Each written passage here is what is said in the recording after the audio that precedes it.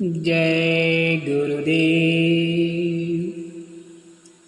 एक राजा था, वो बहुत न्यायप्रिय तथा प्रजा का वत्सल एवं धार्मिक स्वभाव का था।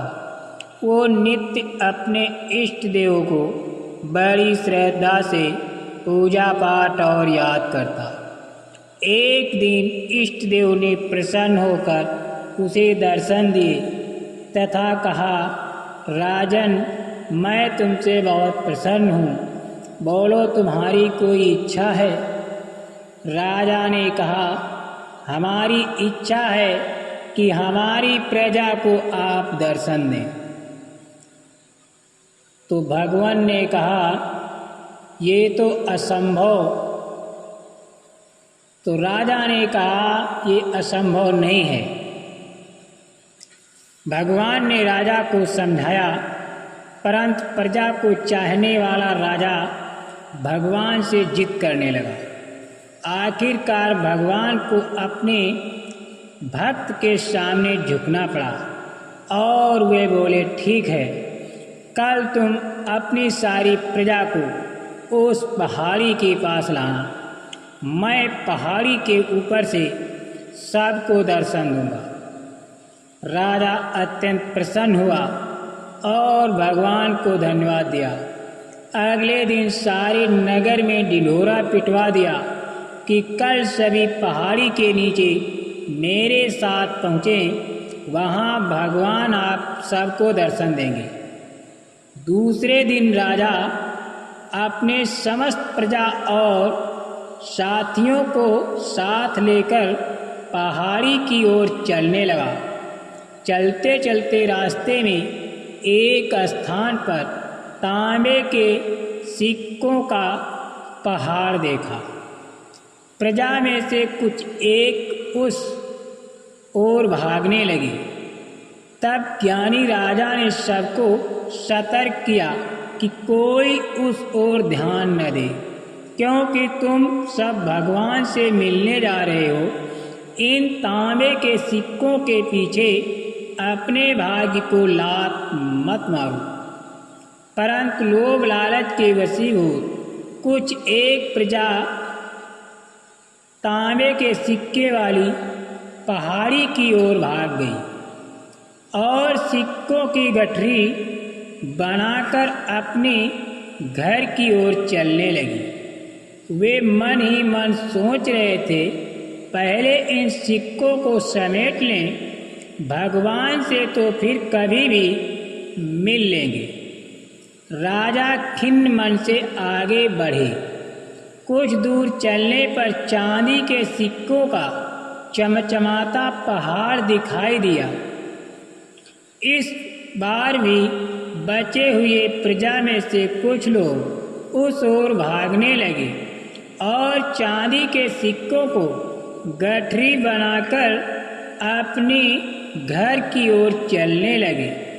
उनके मन में भी विचार चल रहा था कि ऐसा मौका बार बार नहीं मिलता और चांदी के इतने सारे सिक्के फिर मिले ना मिले, भगवान तो फिर कभी और मिल जाएंगे। इस प्रकार कुछ दूर चलने पर सोने के सिक्कों का पहाड़ नजर आया।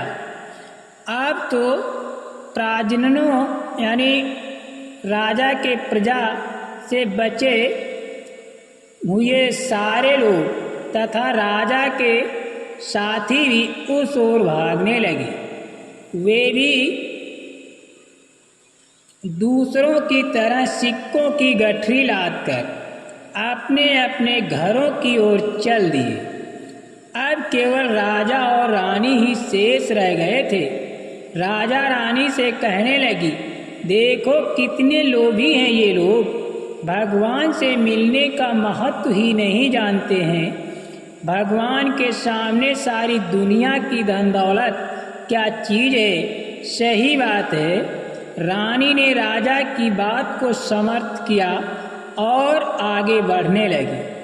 कुछ दूर चलने पर राजा और रानी ने देखा कि सप्तरंगी आभा बिखरल हीरों का पहाड़ है। अब तो रानी से रहा नहीं गया, हीरे की आकर्षण से वो भी दौड़ पड़ी और हीरो की गठरी बनाने लगी।